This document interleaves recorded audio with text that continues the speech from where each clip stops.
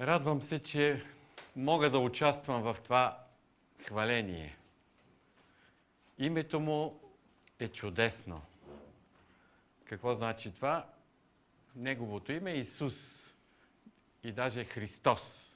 Имало и други Исус, ама Исус Христос, ние знаем какво означава това име. За това име се крие най-невероятната личност, която е живяла на тази земя. Един известен английски писател, Чарлз Дикенс, преразказал за децата си Новия Завет, Евангелието, живота на Исус и написал. Не искал това да се издава. Деца мои, искам да знаете, след аз като си отида от тази земя, за най-невероятната личност, най-добрият човек или който е живял на земята, Исус Христос, и след това започнал да разказва. На български го има преведено, не знам дали това е малко по-специално издание, защото не е разпространено, той не е искал да се разпространи. Името му е наистина невероятно и ние знаем за това. Това, че той умря за нас, докато слушах, някак може да звучи някакси за всички нас е умрял. Но има и една малка подробност, че той е умрял и лично за мене. Това много променя нещата. Ние искаме така да се спасим всички. Когато сме всички заедно, се чувстваме добре, но никога не израстваме заедно. Има и лична среща. И мисля, че това е много важно. Да може всеки да каже, той умря за мене. Да си представиш, да го усетиш. Той е жив, той умря за теб, за да живееш вече не за себе си. Оттам започва християнството. Аз знам, тук сте слушали и понеже Мите ми е познат от много време и той идва при нас и говори доста често. И затова аз казвам, тук е едно библейско училище и това е много добре, но и това не е достатъчно. Трябва и още огън да сложиме и практика, защото Исус Христос казва, вие ме зовете Господи, Господи, обаче има един проблем, не вършите това, което ви казвам. Аз искам да го отнеса към себе си, защото много е лесно да го кажа на другите, вие вършите ли, но всеки трябва да каже, аз какво върша? Ние идваме през цялата седмица, сме били някъде, воювали сме, практикували сме от миналата седмица, от по-миналата, всичко, което сме научили, имали сме възможност да приложим. Там, където сме ние сме това, което сме. Не можем да се правим на други. Дали сме истински, такива каквито трябва да бъдем? Имаме ли идея как изглежда един християнин и в какво той е по-различен от другите? Мисля, че всеки път, когато отваряме Словото и четем, и така с една сериозност, че то се отнася и за нас, искаме Господ да го оживи в нас, ние се набутваме в едно трудно един кош с пчели, ръгаме вътре и става и така става, че когато дойдем на църква, примерно, искаме да чуеме Бог да ни говори. Някой защото е обезкуражен, той е уплашен, той е смазан и нужно му е да бъде повдигнат. Идва някой, много му е добре, спокоен. Изведнъж Бог казва на отрудения да го насърчи, на спокойния да го събуди, да го обезпокои. Така че се налага някой да бъде обезпокоен, като дойде на църква. Искате ли да се обезпокоите, да видите, ако Исус Христос самия Той дойде по някакъв начин, много силно ви говори, по-добре някой друг да ни говори, така, което по-спокойно, така да научим нещо и така после да минат нещата. Но наистина има много сериозни неща. И аз вярвам, че който чете Божието Слово, един, който е християнин и не чете Божието Слово, не знам как може да бъде християнин. Просто не знам. Освен ако няма Библия, ние имаме Библия, имаме Нови Завети, можем да четем. И много знаем. Така че сме в голяма отговорност и Господ сигурно иска да ни употреби. Сигурно. Защото Той ни обича и тази обич се проявява по различен начин. както най-добрите възпитатели възпитават децата си.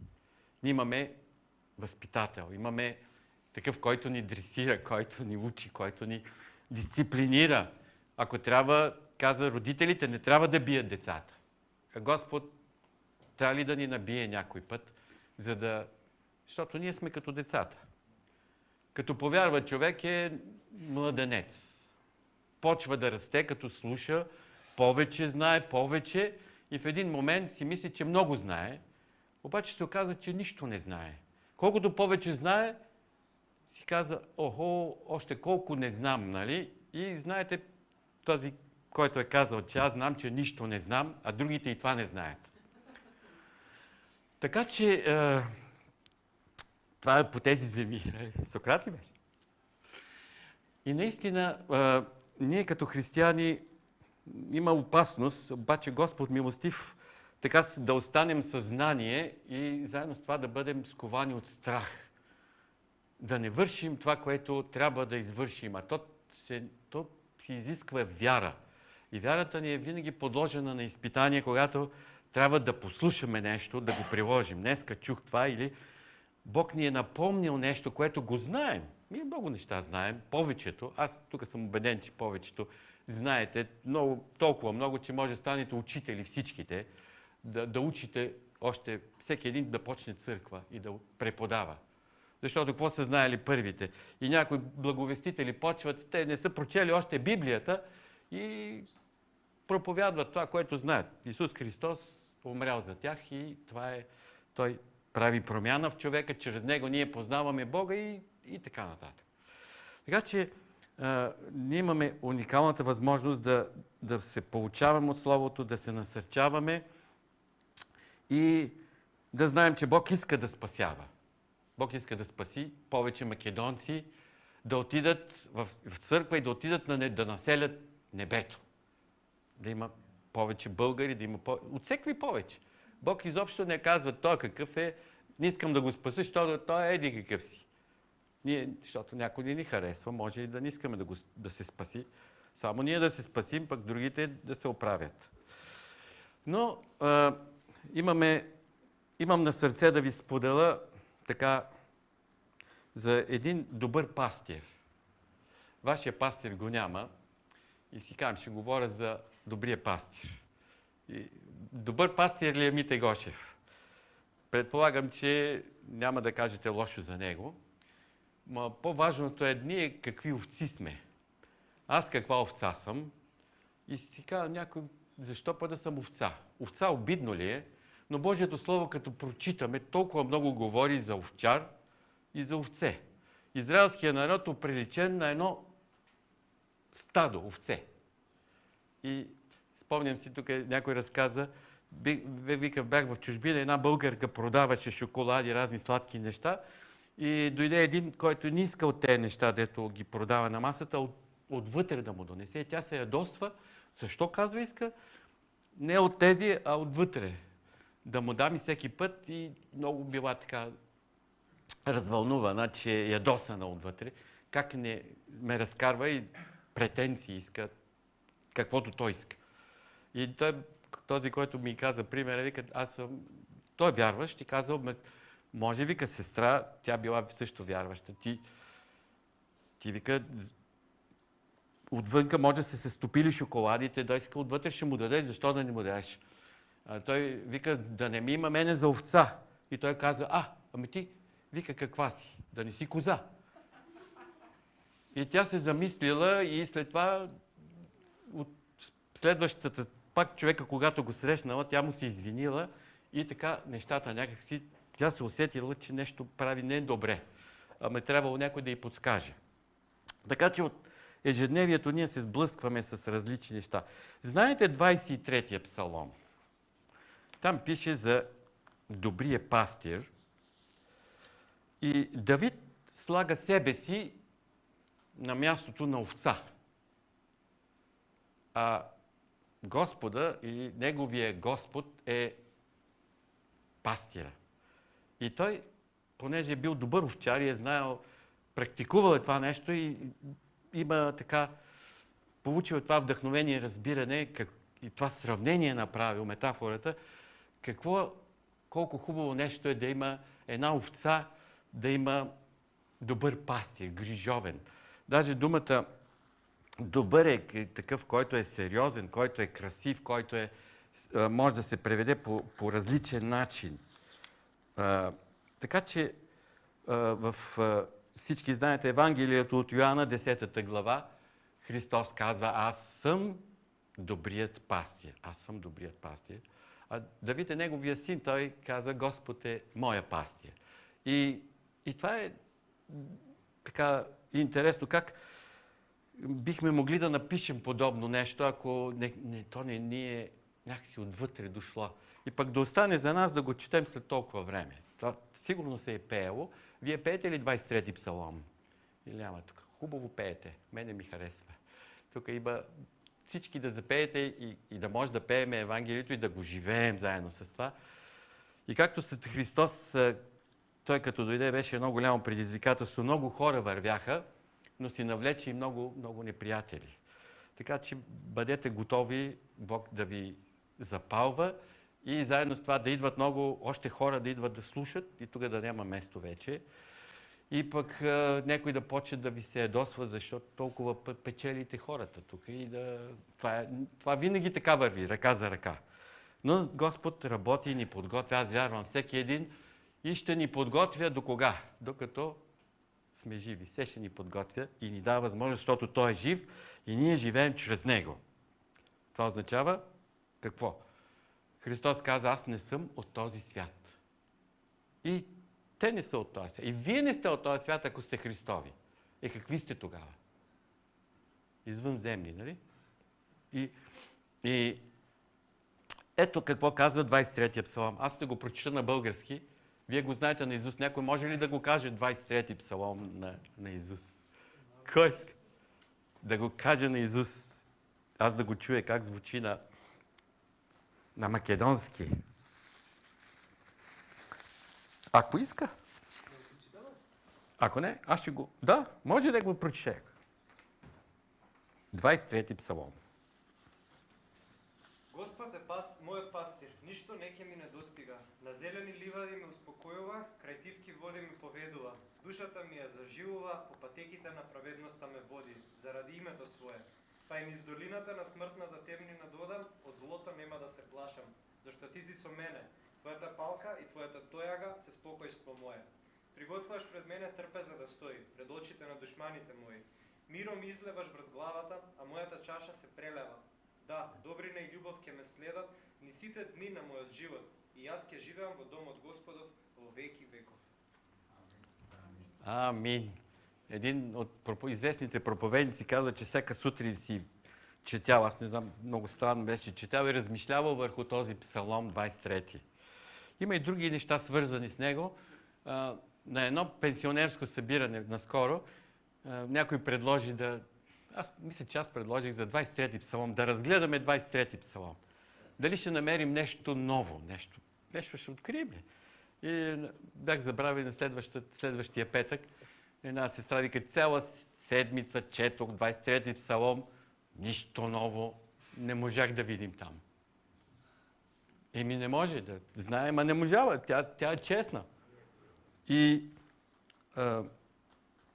още първия стих ни казва: ако Господ е моя пастир, нали, Господ е пастир мой, няма да остана в нужда. И няма да съм в лишение. Вие имате ли нужда? Някой да има нужда? Дигаме ръце, бележки, има нужди. Какво значи това? Няма да остана в нужда. Ама, ако се върнем пък още назад, кой е моя пастир? Аз ли си избирам пастира или той ме избира мене? Как става това? И аз, понеже не съм пастир, реших да прочита малко за овцете, да се запозная, защото наистина ми липсва това. Давид е бил по-добре и някой, който е пастир, трябва да го попитам, така да ми каже някои неща за овците. Защо е толкова важно те да имат пастир? В Словото много пише за това, че като поразиш пастира, какво става с овцете? Разпръсват се. А Христос, като видя народа, множеството отрудени, разпръснати, единство няма. И каза, той видя, че те нямат пастир.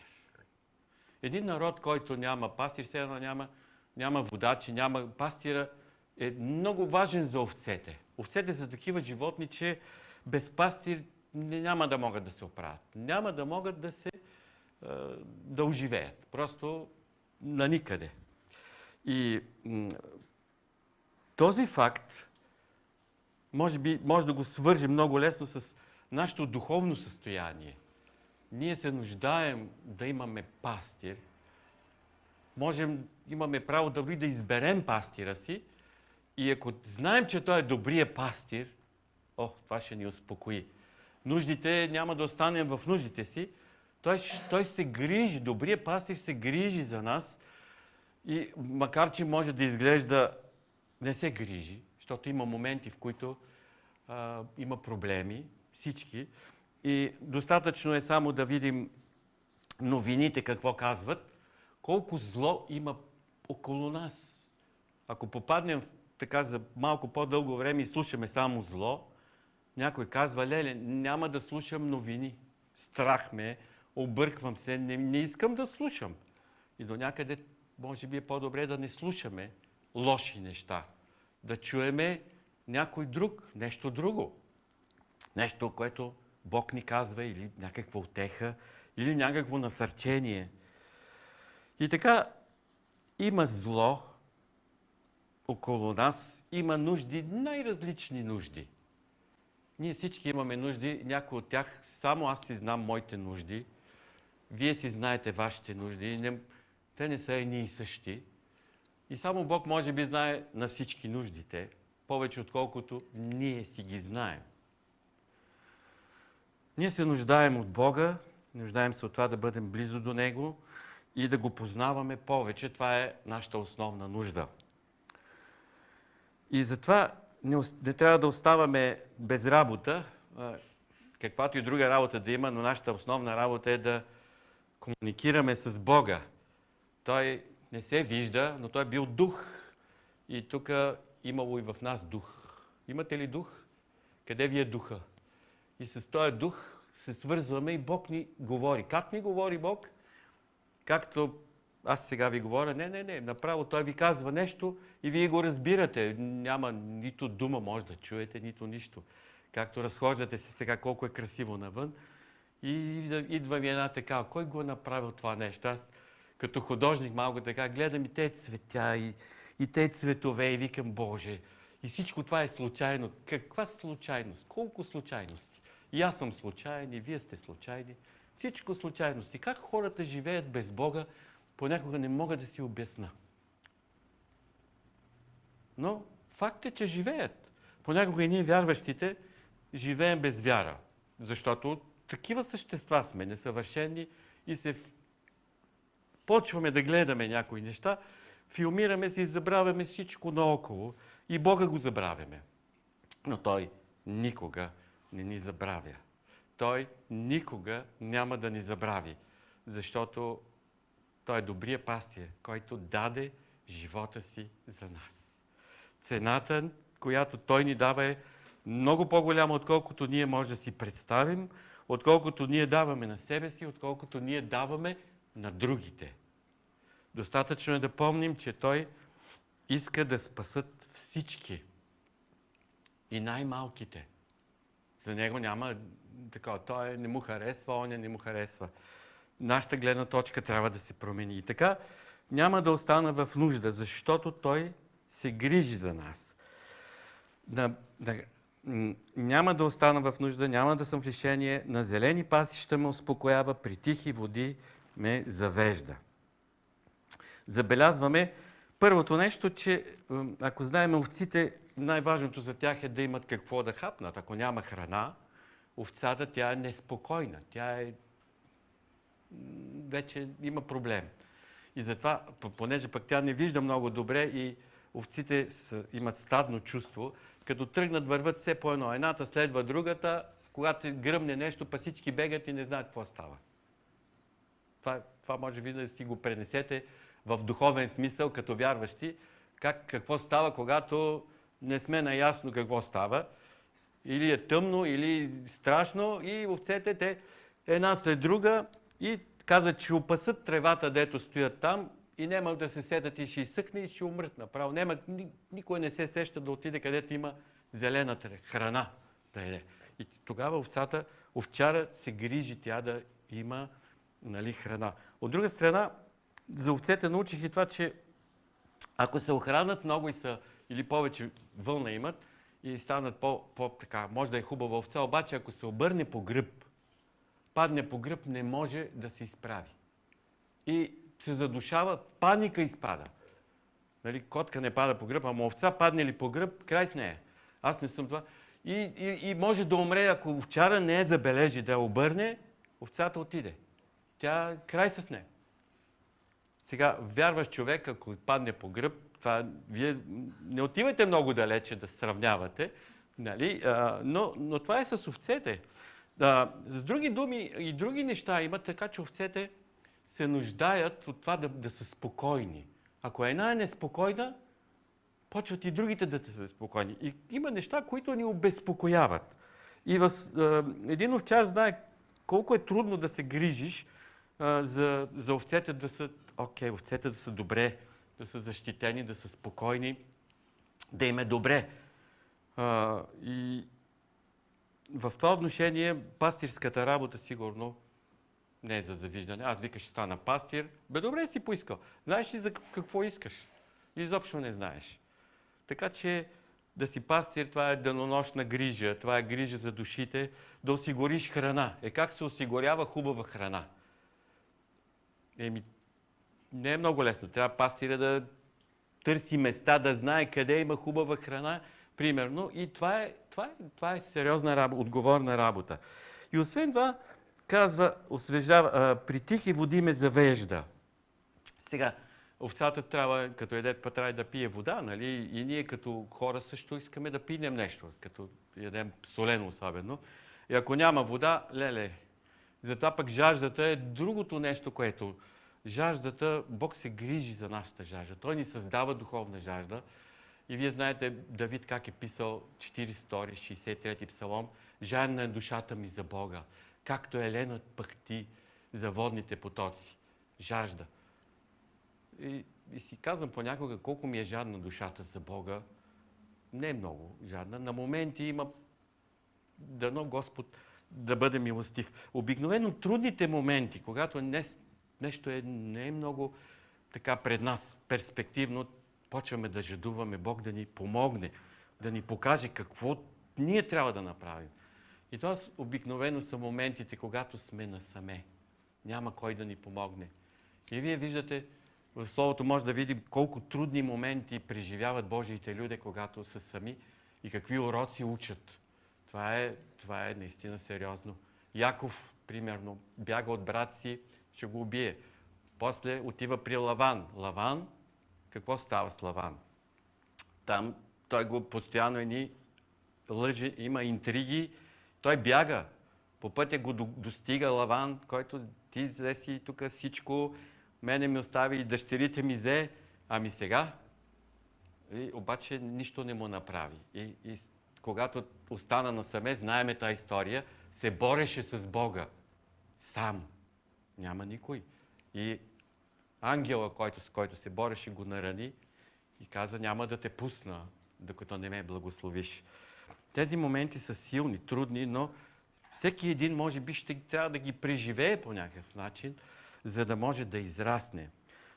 И овцете, между другото, няма да ви казвам повече за овцете, но това трябва да добавя, защото загатнах, че има и черни овце.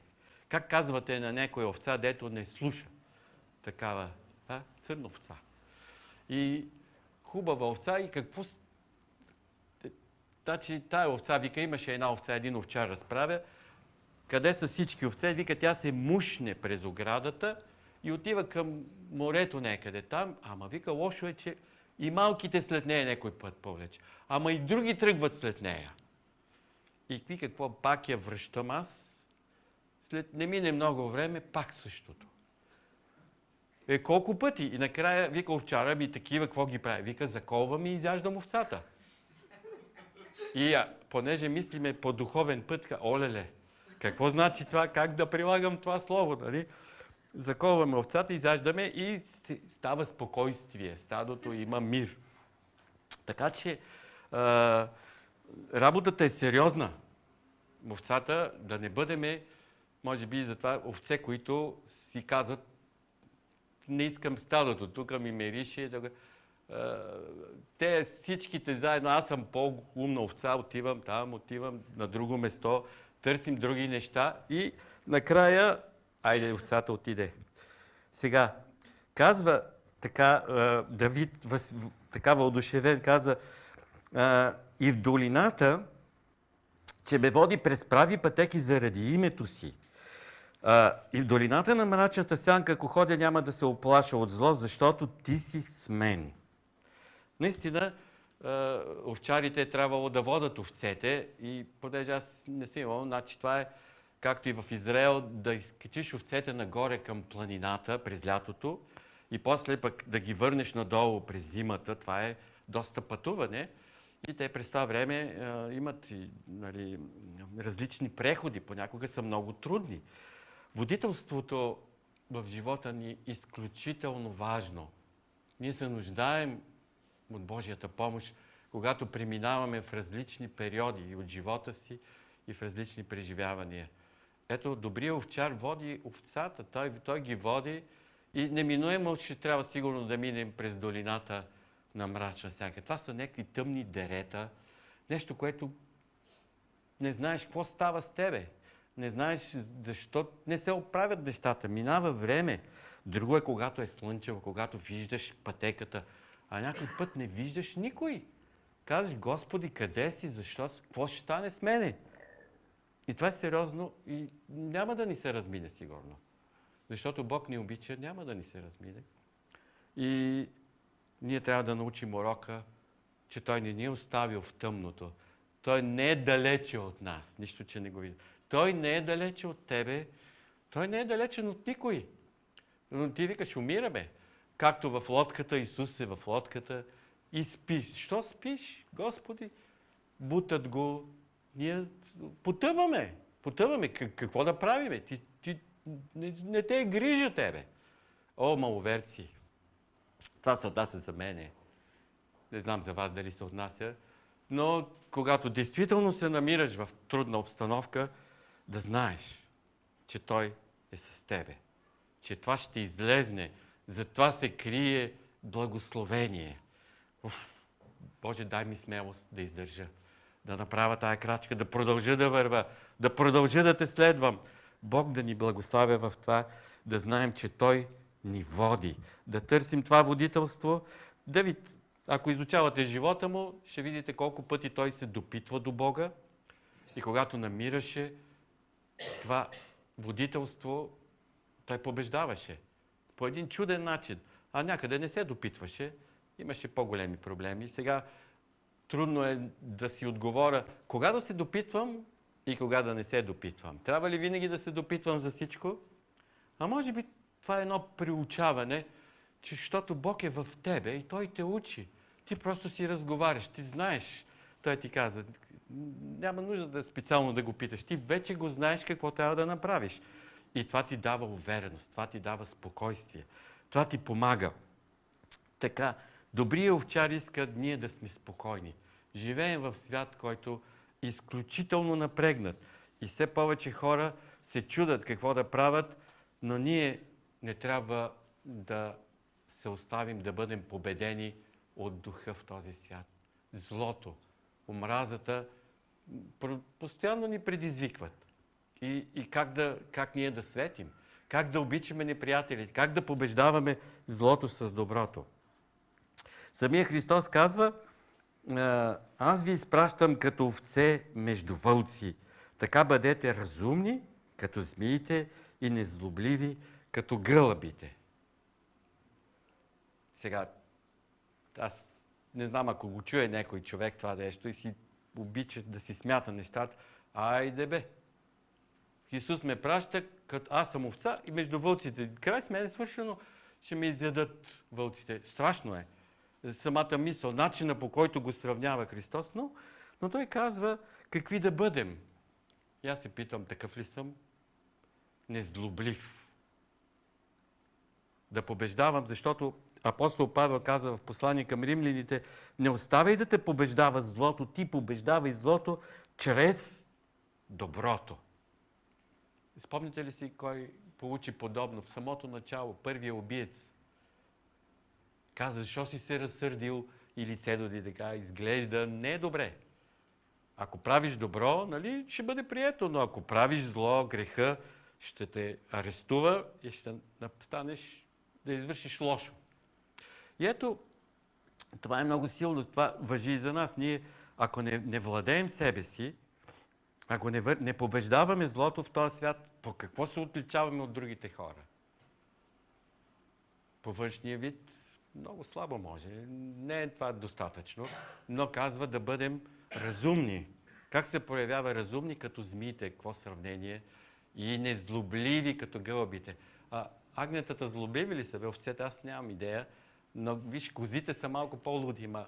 Кротко животно е овцата. Тя от някой да се страхува от овце, едва ли.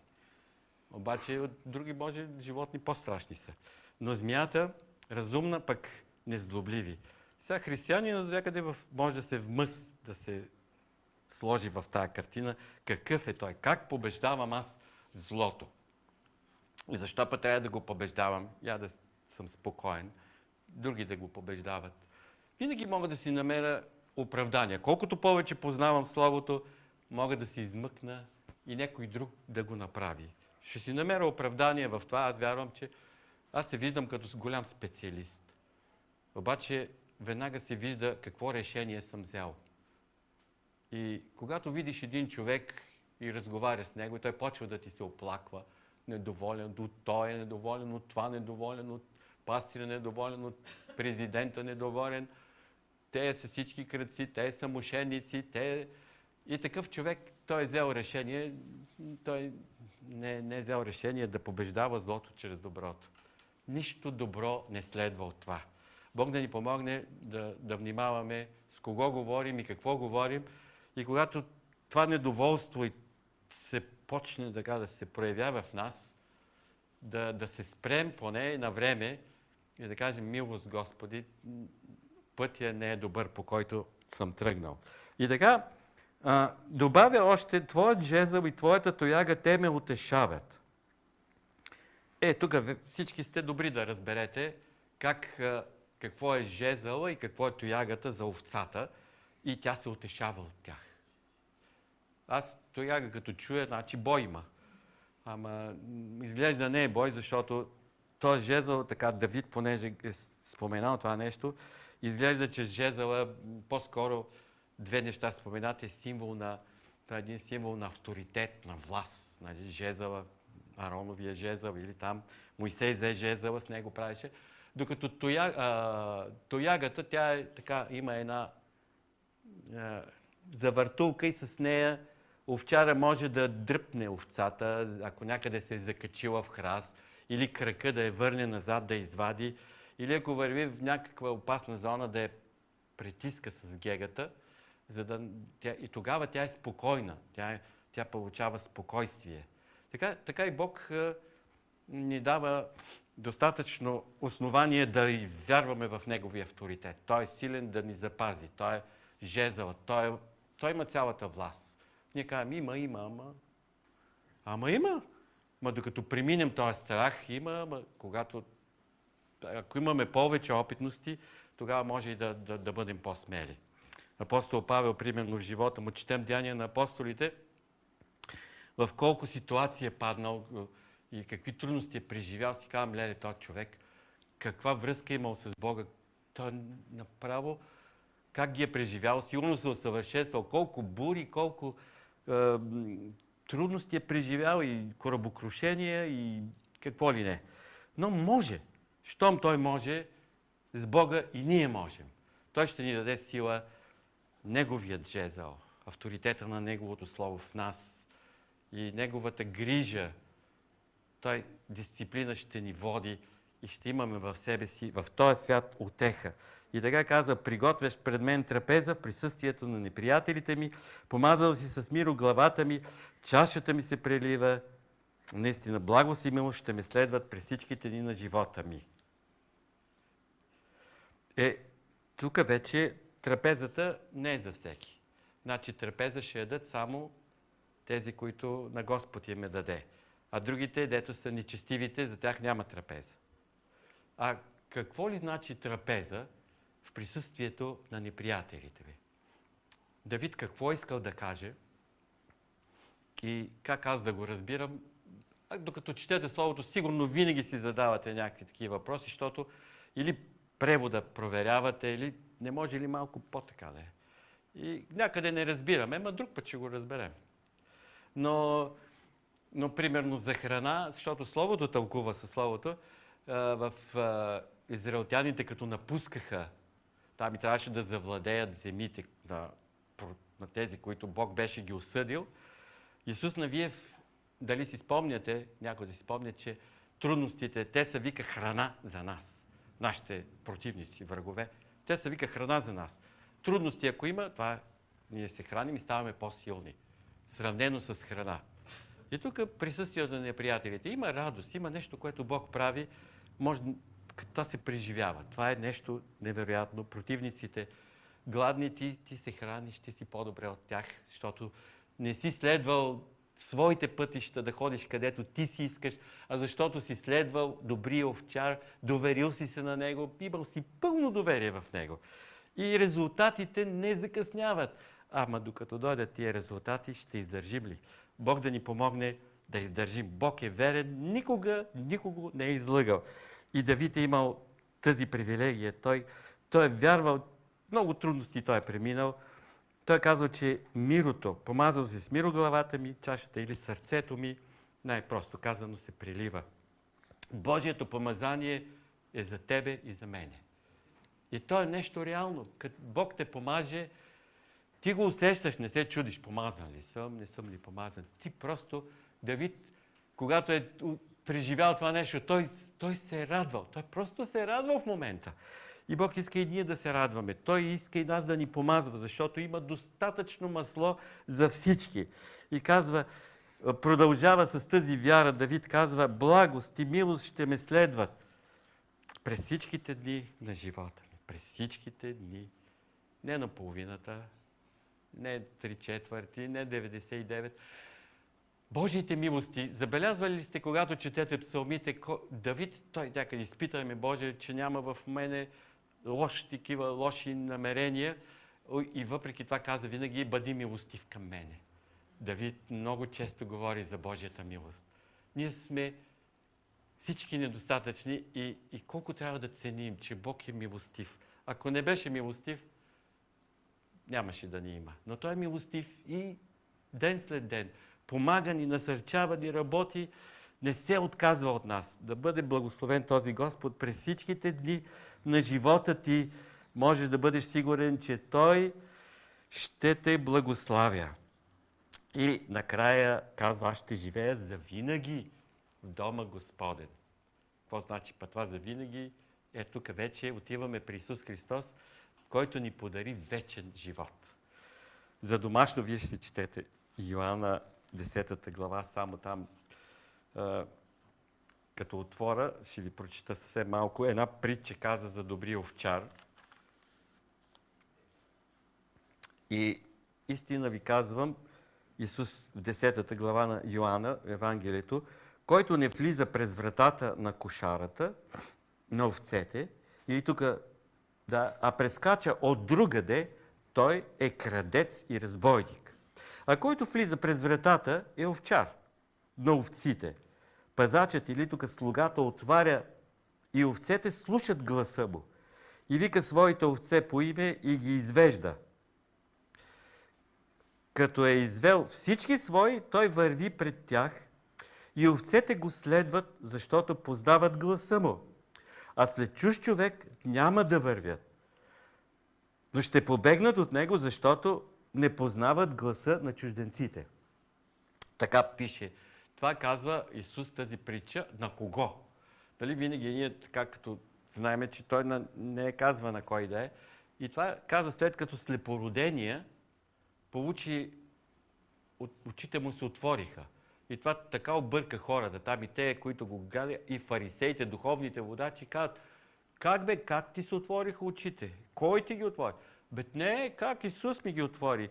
И това е дори смешно, какъв разговор се води между този слепороден, как отговаря, и те не могат нищо да му кажат, фарисеите, но продължава на тях, им каза тази притча и след това ги попита. Тази притча им каза Исус, но те не разбраха какво им говориш. Забележете, и фарисеите не разбраха тая притча, пък толкова ли трудна беше? Аз се питам, викам, аз разбрах ли какво им каза Исус? И вие може да се питате, защо им каза тези неща? И след това отговора, като че ли следва, защото той продължи да говори и им обясни. Така че добрият пастир има качества, задължение и той казва така. Значи те, които не изцелиха и не помогнаха на никой, като слепородение, те не бяха последвани. Те дойдоха не през вратата. Мене ми беше интересно, пазачът му отваря. Значи кошарите, които са там в Палестина, нали, в Израел, много овце са се събирали на едно место и имало много овчари. Когато една врата имало и там пази един през нощта, един пази всичките овце. Ако някой от друго место влезе, той е крадец. Той не е... Овчарите влизат само през вратата. Пазача там ги пуска, други не пуска. И после те познават гласа му. Колко са невероятните, чудни неща, че Исус ни познава по име. Овцете, какви са те овце? Как познават, съм се чудил, не мога да разбера, познават гласа на овчара. Уж тъпо животно, някой ще каже. Па познава гласа и няма да ходи след друго. Сега е положителни и отрицателни неща, но за нас, наше сравнението е невероятно. И той по име ги зове и си ги познава.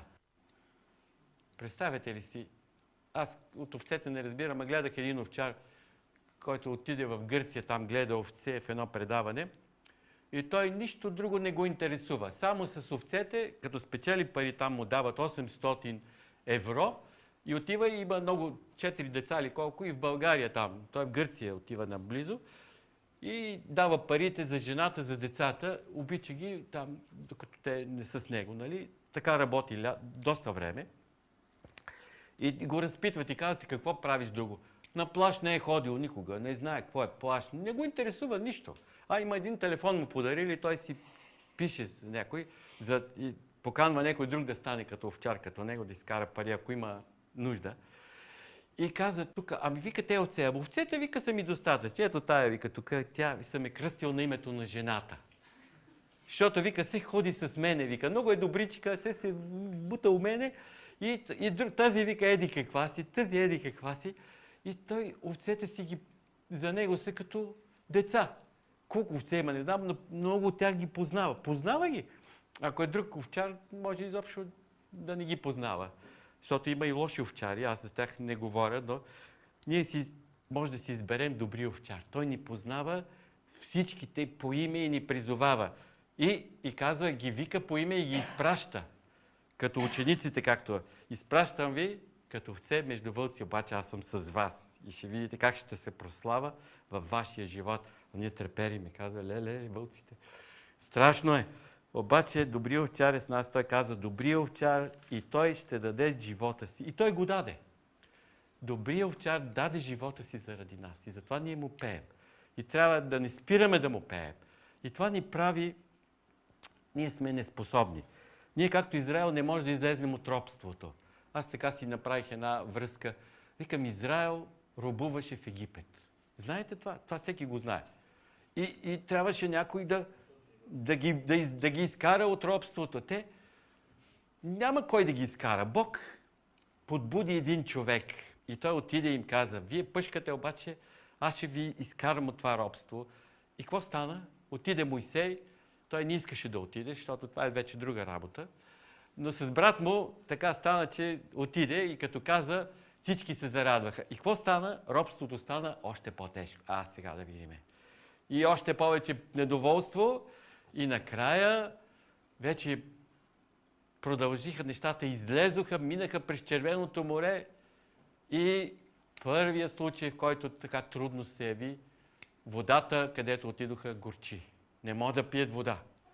И горчивата вода. И сега и реакцията, както ние така не реагираме, аз така не реагирам. Защо ни изведе тук да умреме в пустинята?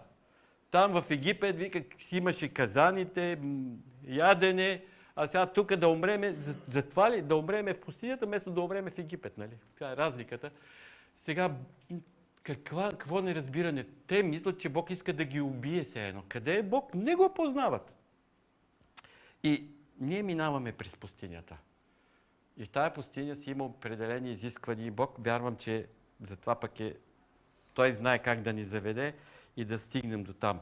Но в духовния смисъл, така ми мина и тази мисъл, завършвам с нея, че апостол Павел в послание към римляните казва: в мене, аз робувам на греха, нали?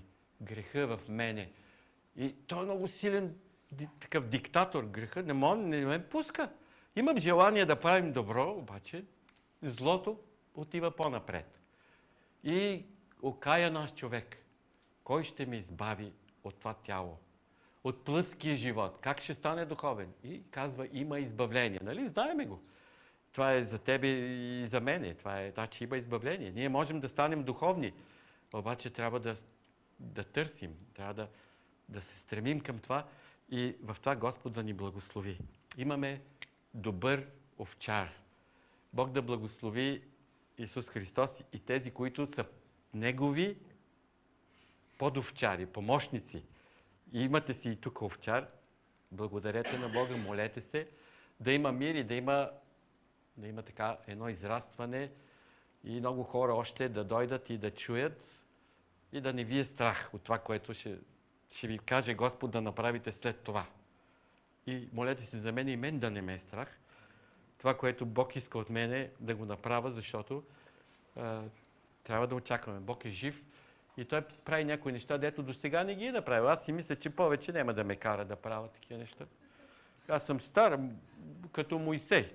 Казах в църквата, има пенсионерско събиране, ние сме последователите на Моисей, защото на 80 години беше призован. Моисей каза, аз 80 години, за къде ме търсиш? И аз вземи някой друг да избереш, Господи, ти си в грешка. Бог да ни благослови. Никога не е късно. Бог може да употреби всеки един и да направи това, което даже не си го представяме.